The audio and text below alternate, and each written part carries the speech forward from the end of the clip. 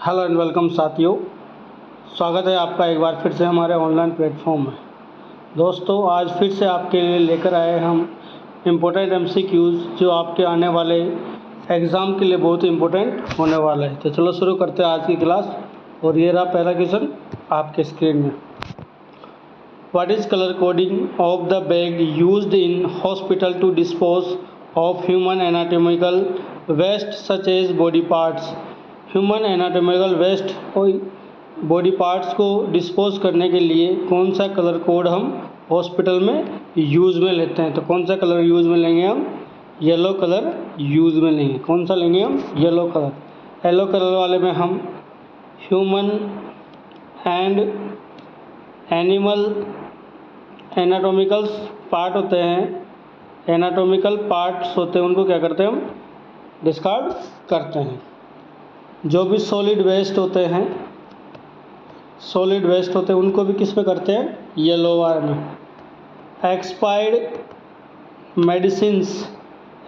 Medicines को भी हम किस में करेंगे?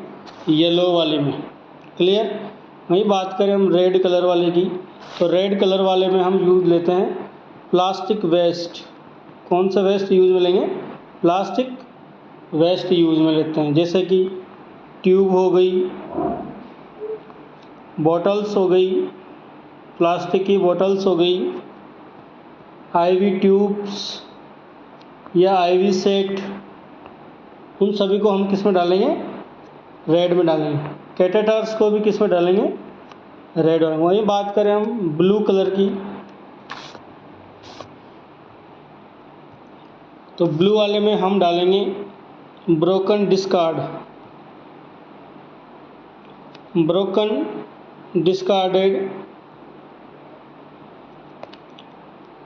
या फिर कंटामिनेटेड ग्लास। कौन डालें? Contaminated glass. जो भी ग्लास टूट जाते हैं या डिस्कार्ड हो जाते हैं उनको डालेंगे, या फिर कंटामिनेटेड जो ग्लास होते हैं उनको डालेंगे, या फिर जो मेडिसिन वायल्स होती हैं, मेडिसिन वायल्स या एम्पूल्स होते हैं, उनको भी हम किस में डालेंगे? ब्लू कलर में डालेंगे। और ब्लैक में हम डालेंगे फूड्स या फिर डस्ट आइटम्स होते हैं, उन सभी को किस में डालेंगे? हम ब्लैक में डालेंगे। वही हम ये एक और यूज़ में लेते हैं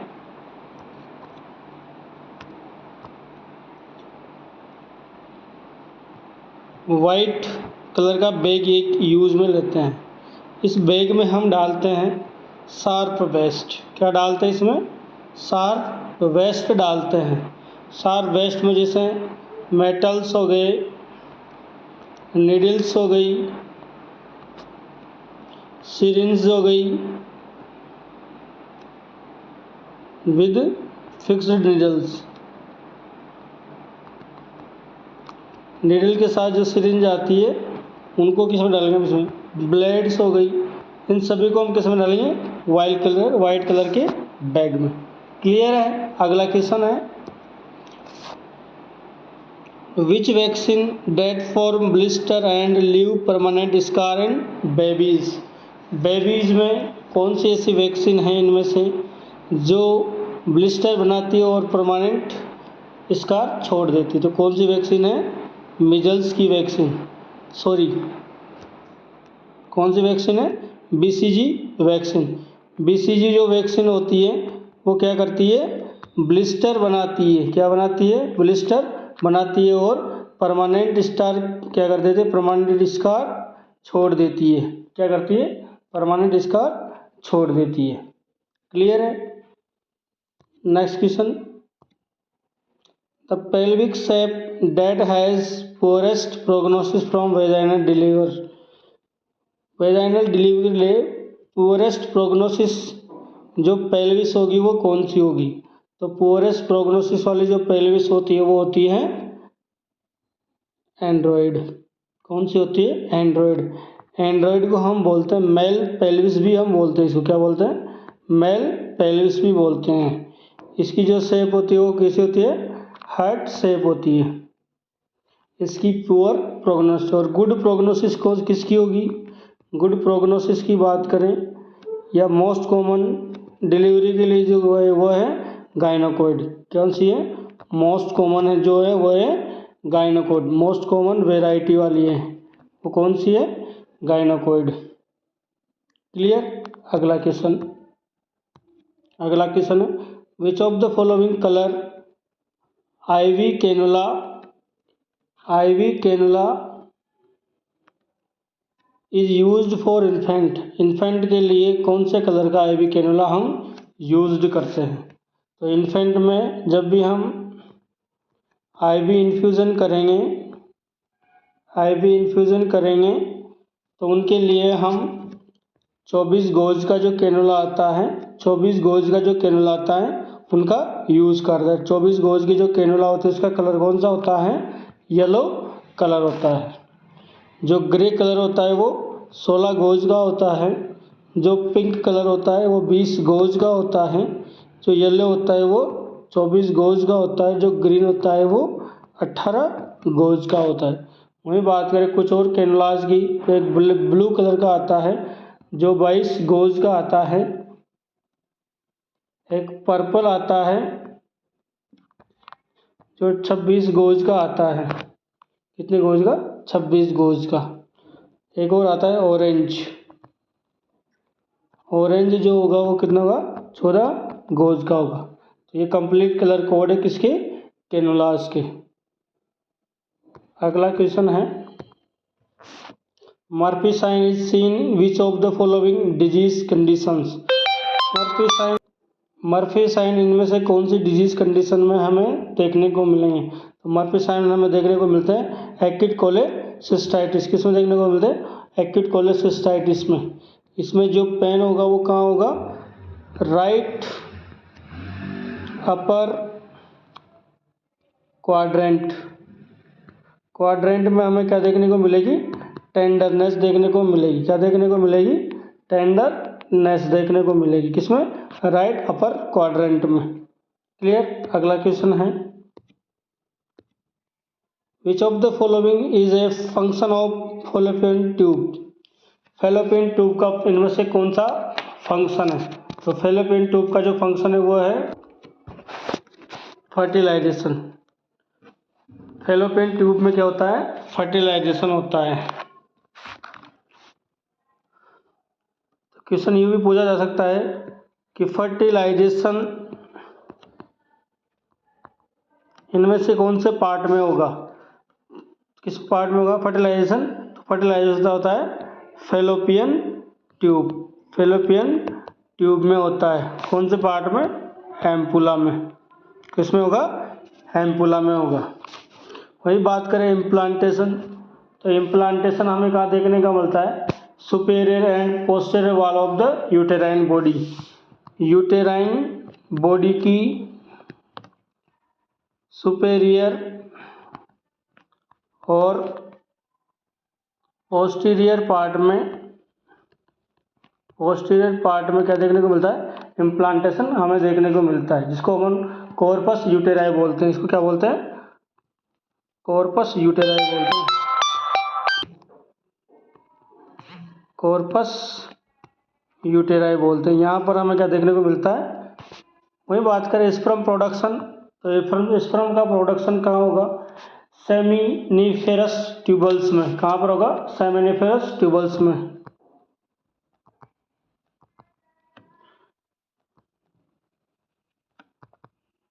सेमिनिफेरस ट्यूबल्स में क्या होगा? स्पर्म का प्रोडक्शन होगा।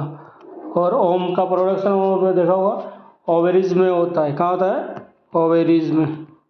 कहाँ पर होगा? ओवेरीज में। क्लियर? अगला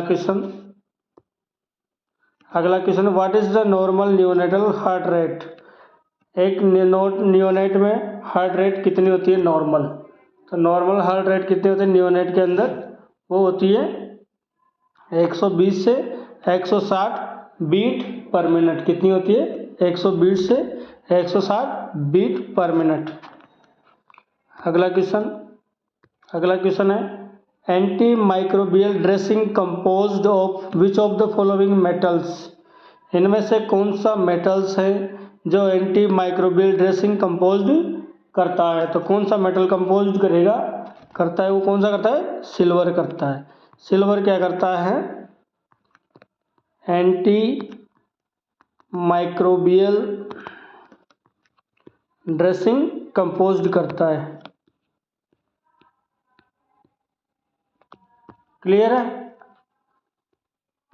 अगला क्वेश्चन है,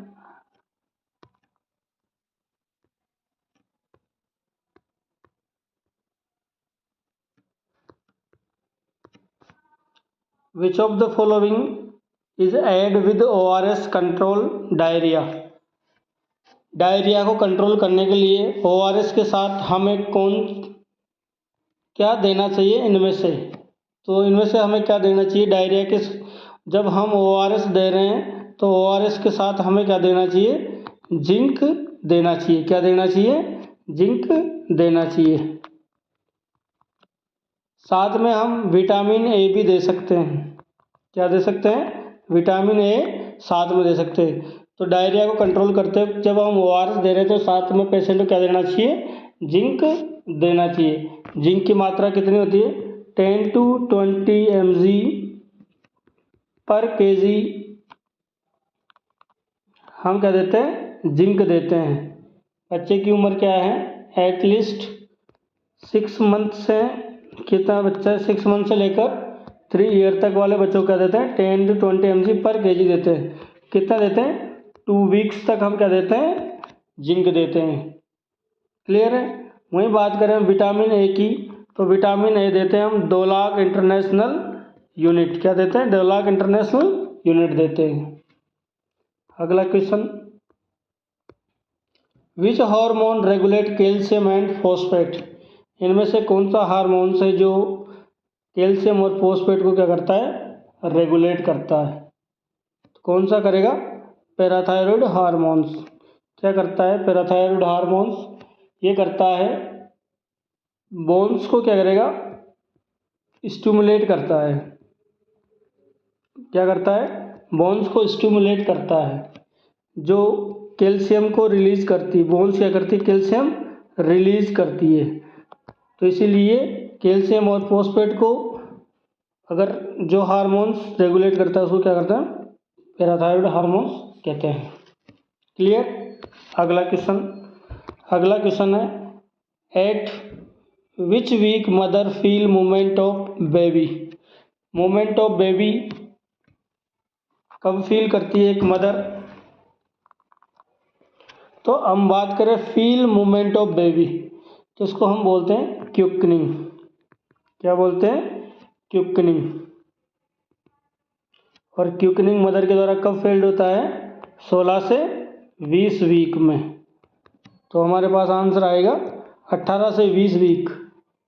तो फिर feel the moment of the baby कब फील होगी? इसको बोलते हैं क्विकनिंग। कब फील करती है वो? 18 से 20 वीक। अगला क्वेश्चन है, विच इलेक्ट्रोलाइट्स कॉज आर्टेरियल डीपोलराइजेशन। तो आर्टेरियल डीपोलराइजेशन कौन सा इलेक्ट्रोलाइट कॉज करता है? हम बात करें आर्टेरियल डीपोलराइजेशन और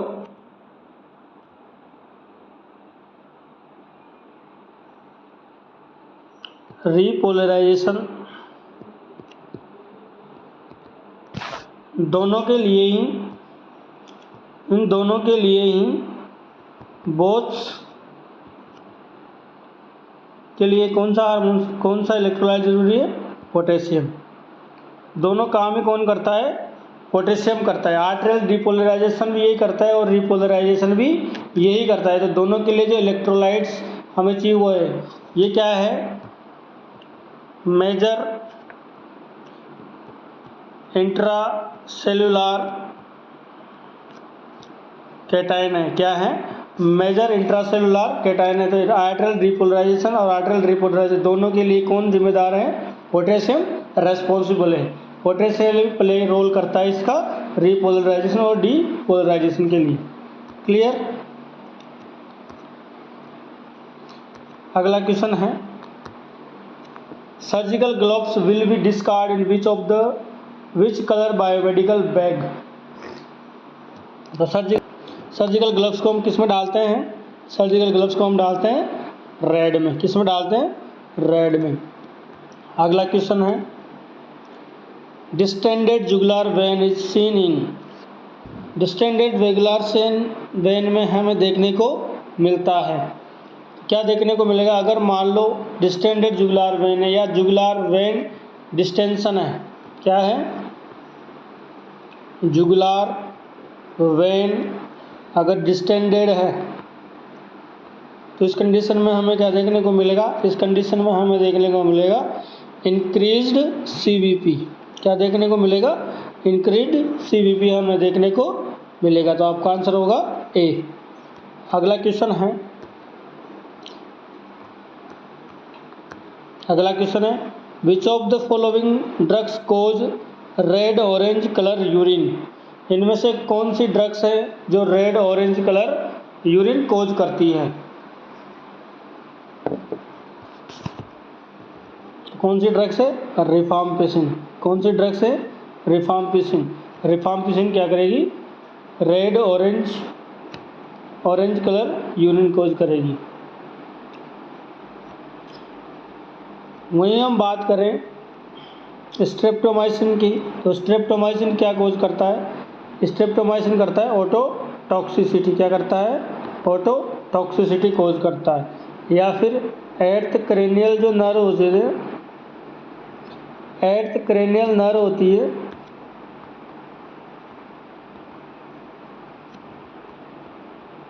उसको डैमेज करता है। इथाम्बुटोल ऑप्टिक न्यूराइटिस कोज करता है। क्या कोज करता है? Optic neuritis. आइसोनियाजिड न्यूरोपैथी कोज करेगा। क्या करेगा? न्यूरोपैथी कोज करेगा। आइसोनियाजिड के कारण ही क्या देखने को मिलती है हमें? विटामिन B6 की डेफिशिएंसी देखने को मिलती है। क्या देखने को मिलती है? विटामिन B6 की डेफिशिएंसी। तो जब भी हम आइसोनियाजिड देंगे किसी पेशेंट को तो साथ में हम क्या देंगे? विटामिन B6 भी उसको देंगे। क्लियर है दोस्तों? अगला question, lignocaine is used to treat. Lignocaine का यूज हम किसको ट्रीट करने के लिए करते हैं? तो लिग्नोकेन का यूज हम करते हैं अरिथमिया को ट्रीट करने के लिए। बात करें लिग्नोकेन की, तो लिग्नोकेन क्या है? टू ग्रुप मेडिसिन है। क्या है? टू ग्रुप मेडिसिन है। टू ग्रुप मेडिसिन है। कौन कौन से टू ग्रुप है? एक तो ये काम करता है लोकल एनेस्थेटिक का। क्या काम करता है ये? लोकल एनेस्थेटिक्स का। और दूसरा ये काम करता है एंटी अरिथमिया ड्रग्स। तो कौन से दो काम है इसके लिग्नोकेन का? एक तो होता है लोकल एनेस्थेसिया में काम करता है, दूसरा एंटी अरिथमिक ड्रग्स भी इसको हम कहते हैं। तो अरिथमिया के ट्रीटमेंट के लिए हम किसको यूज ले सकते हैं? लिग्नोकेन को यूज ले सकते हैं। अगला क्वेश्चन है, while doing suctioning if the patient develop tachycardia what is priority nursing action. आप अगर किसी पेशेंट को सक्शनिंग कर रहे हो और सक्शनिंग के दौरान पेशेंट को क्या हो गया? टैकीकार्डिया हो गया, तो आपका प्रायोरिटी नर्सिंग एक्शन क्या होगा? तो प्रायोरिटी नर्सिंग एक्शन एक ही होगा कि आप तत्काल क्या करो, जो सक्शनिंग कर रहे हो उसको स्टॉप कर दो और उसको हाई फ्लो ऑक्सीजन स्टार्ट कर दो। क्या कर दो? हाई फ्लो ऑक्सीजन स्टार्ट कर दो। क्योंकि टैकीकार्डिया क्यों आया है? टैकीकार्डिया क्यों आया? उसको हाइपोक्सिया हो गया। क्या हो गया? हाइपोक्सिया हो गया। हाइपोक्सिया की कंडीशन में उसको क्या हो गया? टैकीकार्डिया। हाइपोक्सिया को अगर हमें कंट्रोल करना है, प्रिवेंट करना है, तो हम क्या देंगे? उसको हाई फ्लो ऑक्सीजन प्रोवाइड करेंगे। कि ड्यूरिंग सक्शनिंग अगर हम सक्शन लंबे समय तक कर देते हैं, सक्शन का टाइम होता है 5 to 10 सेकेंड। अगर हमने इससे ज़्यादा सक्शन कर दिया तो पेशेंट को हाइपोक्सिया या हाइपोक्सीमिया या हाइपोक्सिया होने की संभावना बढ़ जाती है। तो इसीलिए तत्काल जब भी हम सक्शन करते हैं तो बिफोर एंड आफ्टर सक्शन हम पेशेंट को क्या देते हैं? हाई फ्लो ऑक्सीजन देते हैं। क्लियर। अगला question, which IV fluid will you give with packed RBC? Packed RBC के साथ आप कौन सा IV फ्लूइड पेशेंट को दे सकते हो? तो ऑलवेज हमें क्या करना है, जब भी हम पैक्ड IBC या ब्लड एंड ब्लड कंटेंट दे रहे हैं, ब्लड या ब्लड कंपोनेंट्स दे रहे हैं, तो पेशेंट को इसके साथ हम क्या दे सकते हैं, नॉर्मल सलाइन भी दे सकते हैं। तो आप आंसर क्या होगा, इसको हमेशा हम नॉर्मल सलाइन दे सकते हैं ब्लड या ब्लड कंपोनेंट्स के साथ। अगला क्वेश्चन है, which of the following vitamin deficiency lead to bleeding gum? Bleeding gum इनमें से कौन से विटामिन की डेफिशिएंसी के कारण होगी? तो कौन से कारण होगी? विटामिन सी की डेफिशिएंसी के कारण क्या होगी? ब्लीडिंग गम होगी। विटामिन ए की डेफिशिएंसी के कारण हमें ब्लाइंडनेस देखने को मिल सकता है, या जीरोप्थेल्मिया हमें देखने को मिल सकते हैं। वहीं बात करें विटामिन के, तो विटामिन की कमी के कारण भी हमें क्या देख सकता है, ब्लीडिंग देखने को मिल सकती है। क्लियर। अगला क्वेश्चन है, minimum antenatal checkup advice during antenatal period care? Antenatal period care के दौरान मिनिमम एंटीनेटल चेकअप एडवाइस हम कितनी विजिट के लिए देंगे? तो कितनी विजिट हमें करवानी है? तो अकॉर्डिंग टू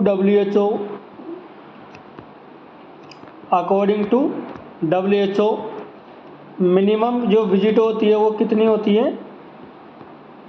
4 होती है। कितनी होती है? 4 होती है। तो आपका आंसर होगा 4। कब कब देंगे हम? फर्स्ट विजिट हम कब करवाएंगे? 16 वीक की प्रेगनेंसी में। सेकंड कब करवाएंगे? 24 से 28 वीक की प्रेगनेंसी में। थर्ड कब करवाएंगे? 32 वीक की प्रेगनेंसी में। और चौथी कब करवाएंगे? 36 वीक की प्रेगनेंसी में। क्लियर। अगला question, the examination which done to find out the position of back extremities and anterior shoulder is known as? Examination के दौरान आप फाइंड आउट कर रहे हैं बैक ऑफ पोजीशन, एक्सट्रीमिटीज और एंटीरियर शोल्डर, इसको हम कौन सा पाउलिक मैनवर बोलोगे? तो कौन सा ग्रिप बोलोगे इसको? तो उसको आप बोलोगे अम्बिलिकल ग्रिप, क्योंकि आपने क्या देखा, पोजीशन ऑफ बैक देखी, एक्सट्रीमिटीज देखा, एंटीरियर शोल्डर देखा। ये आपको देखने को मिलता है किसमें? अम्बिलिकल ग्रिप में। जो ग्रिप्स होते हैं इन्हीं को हम बोलते हैं लियोपोल्ड मैन्युअर। क्या बोलते हैं इसको? मैन्युअर। लियोपोल्ड मैन्युअर बोलते हैं। लियोपोल्ड मैन्युअर क्यों करते हैं? पोजीशन और प्रेजेंटेशन ऑफ फिटस को पता लगाने के लिए। फिटस की प्रेजेंटेशन और पोजीशन को डिटरमाइन करने के लिए हम लियोपोल्ड मैन्युअर का यूज़ करते हैं, या फिर जो ग्रिप्स होते हैं उनका यूज़ करते हैं। ये 4 प्रकार की होती हैं, 4 टाइप्स में डिवाइड किया गया है इसमें, जिसको हम बोलते हैं फर्स्ट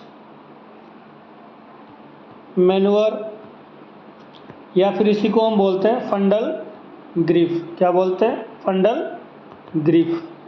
सेकंड मैन्युअर, इसको हम बोलते हैं अम्बिलिकल या फिर लैटरल ग्रिप। जो थर्ड होती है मैन्युअर, इसको हम बोलते हैं second pelvic grip. Second pelvic grip, या इसे हम बोलते हैं पाउलिक ग्रिप।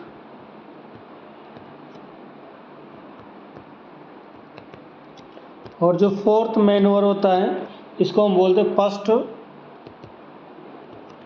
Pelvic grip.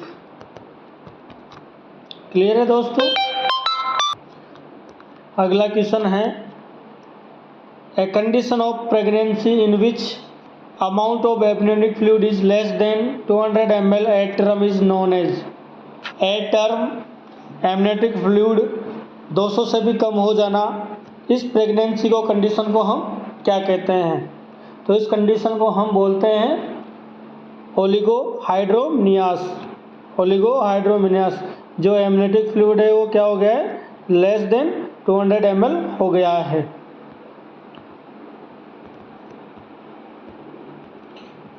वही बात करें पॉलीहाइड्रोमनियास, तो पॉलीहाइड्रोमनियास यानी कि एमनियोटिक फ्लूइड कितना हो गया है? More than 200 ml। Ectopic pregnancy क्या बोलेंगे कि जो फर्टिलाइज्ड ओवम है,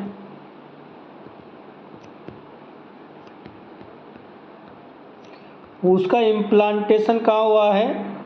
implantation outside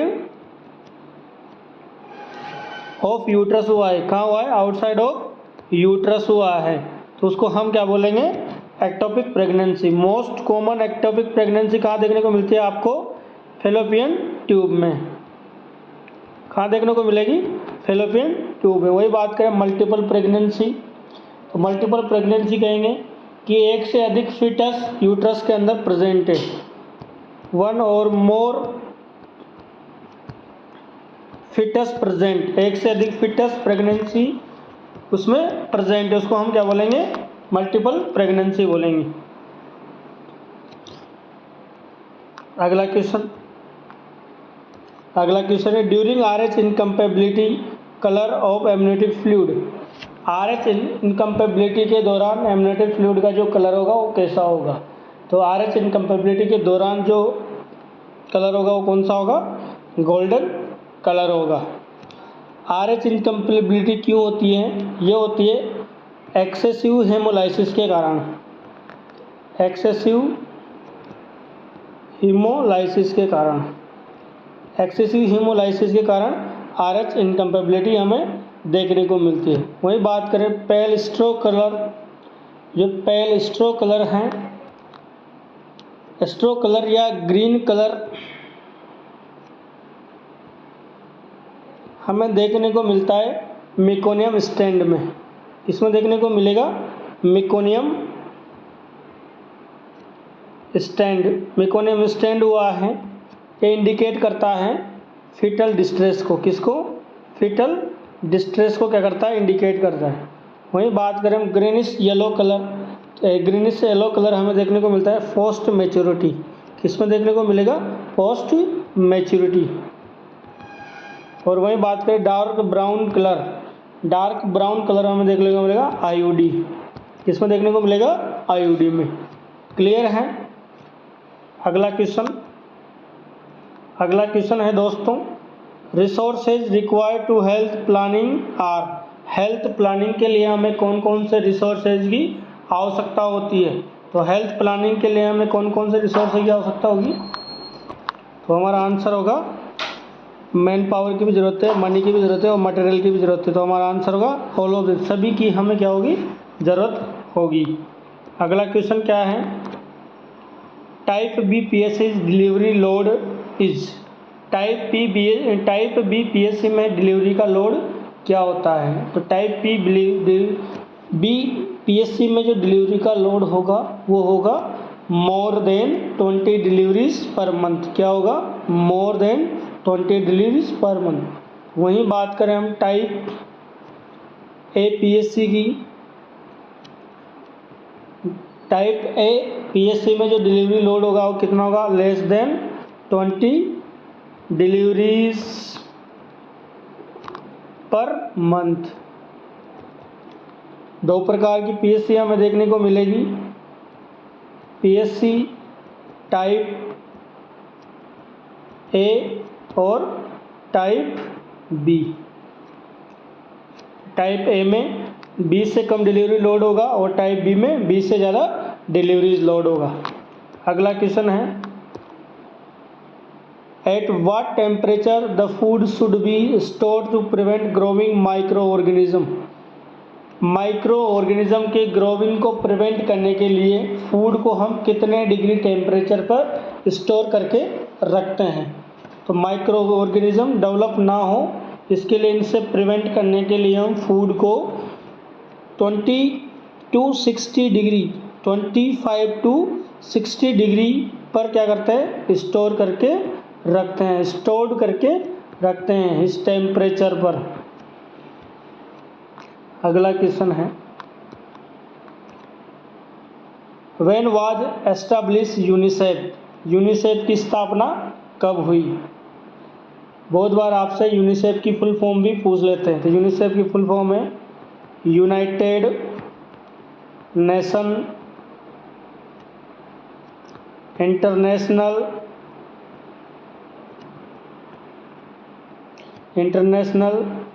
children emergency fund. क्या है, United nation international child emergency fund है इसकी full.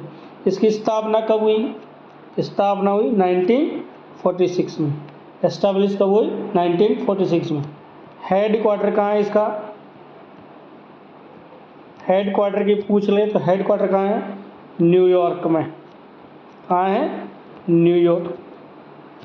Regional office of India, regional office of India ये कहाँ पर है, ये है न्यू दिल्ली। कहाँ पर है, न्यू दिल्ली पे। क्लियर है। अगला क्वेश्चन है which enzyme help in fat digestion. Fat digestion के लिए कौन सा एंजाइम हेल्पफुल है। तो फैट डाइजेशन के लिए कौन सा एंजाइम हेल्पफुल है, वो है लाइपेज। लाइपेज क्या करता है, फैट को डाइजेस्ट करता है। वहीं बात करें हम ट्रिप्सिन की, तो ट्रिप्सिन किसको करेगा, ये करेगा प्रोटीन को। प्रोटीन प्रोडक्ट्स होते हैं, प्रोटीन प्रोडक्ट्स होते हैं, उसको क्या करता है, ये डाइजेस्ट करता है। डाइजेस्ट करता है किसमें, इनटू एमाइनो एसिड में। किन में करेगा, ये एमाइनो एसिड में कर देगा कन्वर्ट। वहीं बात करें हम एमाइलेज, तो एमाइलेज क्या करता है, पॉलीसैकेराइड को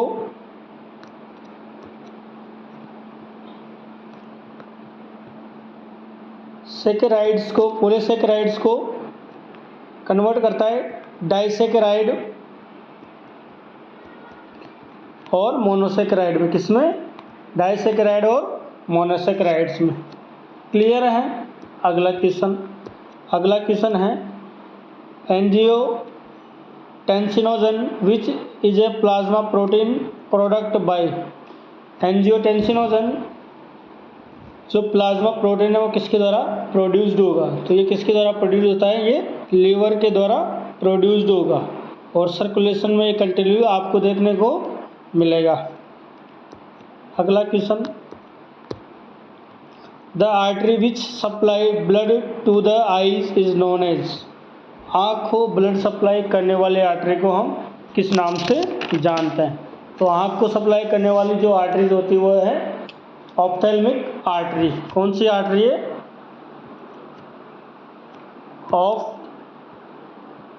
ऑप्थेल्मिक आर्टरी।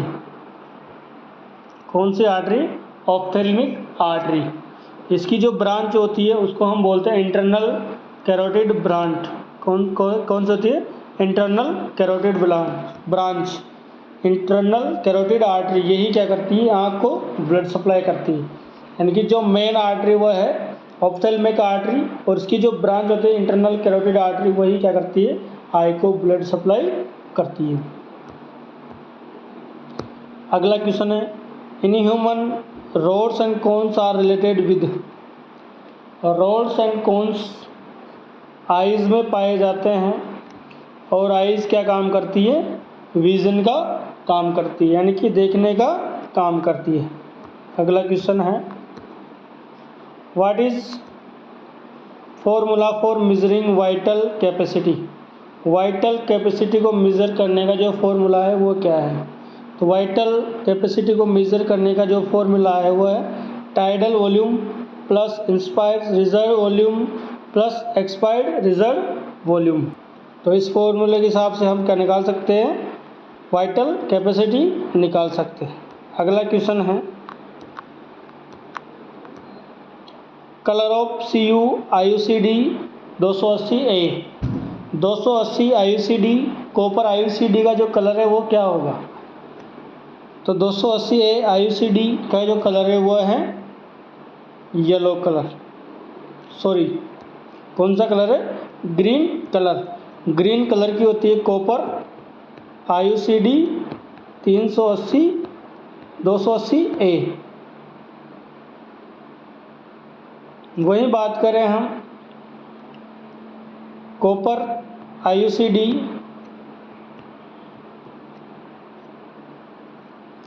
375A की, यहाँ पर आपके ऑप्शन में 380 आएगा, ठीक है। 375A कौन से कलर होगी? फ्लोरोसेंट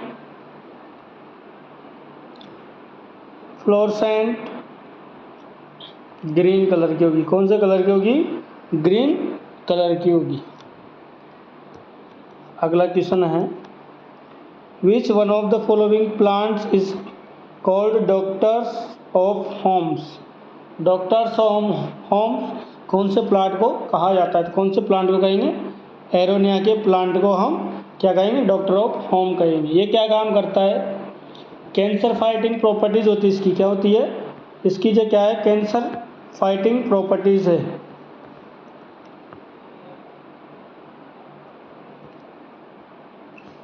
कैंसर फाइटिंग प्रॉपर्टीज है और साथ में क्या है? ये इंसुलिन सेंसिटिव भी है। क्या करता है ये? इंसुलिन सेंसिटिव इंप्रूव करता है। क्लियर?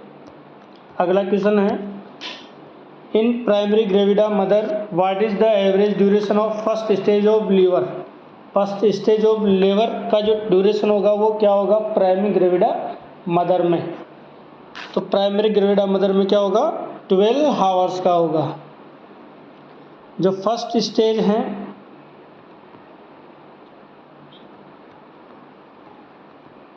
प्राइमरी ग्रेविडा के लिए तो कितना होगा? 12 आवर्स। और मल्टी ग्रेविडा के लिए क्या होगा? 6 आवर्स। सेकेंड स्टेज में बात करें तो प्राइमरी ग्रेविडा के लिए होगा ये 2 आवर्स और मल्टी ग्रेविडा के लिए होगा 30 मिनट्स।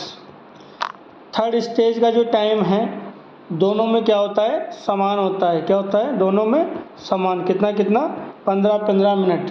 और वहीं फोर्थ स्टेज की हम बात करें तो फोर्थ स्टेज का जो टाइम होगा 1 आवर्स का होगा।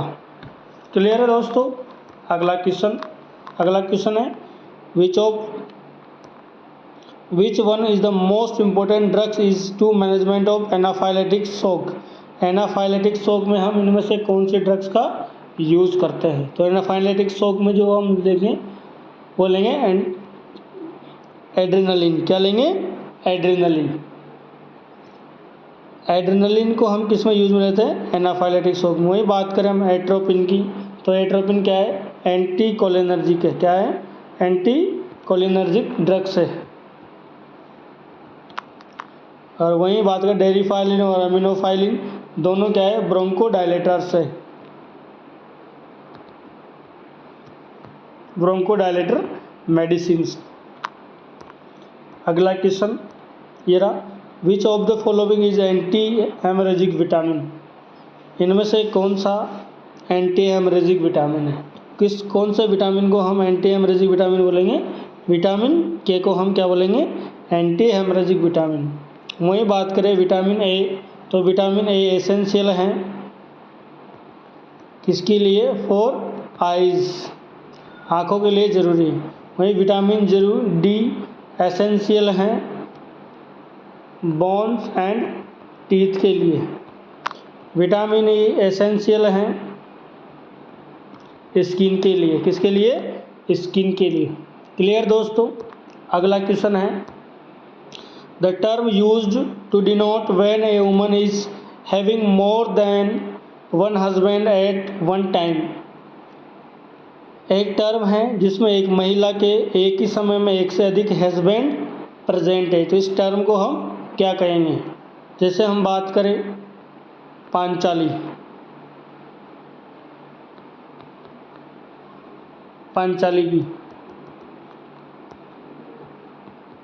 पांचाली जो कौन थी, पांडवों की पत्नी थी। क्या थी, पत्नी थी। पांडवों की पत्नी यानी कि एक ही महिला के 5 पति थे। इसको हम क्या कहेंगे, इसको हम कहेंगे पोलेंड्री। क्या कहेंगे, पोलेंड्री कहेंगे। यानी कि एक ही समय में एक महिला के एक से अधिक पति होना, इसको हम क्या बोलेंगे, पोलेंड्री बोलेंगे। वहीं बात करें मोनोगेमी, तो मोनोगेमी किसको बोलेंगे, मोनोगेमी बोलेंगे हम one man one wife. One man one wife, एक आदमी के एक ही पत्नी है, उसको बोलेंगे मोनो। वहीं बात करें पॉलीगेमी, तो पॉलीगेमी कैसे कहेंगे, one man having more than one wifes, एक से अधिक पत्नियां रखता हो एक व्यक्ति, इसको बोलेंगे पॉलीगेमी। और ग्रुप मैरिज बोलेंगे, एक साथ में बहुत सारी शादियां होना। जैसे कि सम्मेलन हो रहा है, सम्मेलन को हम क्या बोलेंगे, ग्रुप मैरिज बोलेंगे।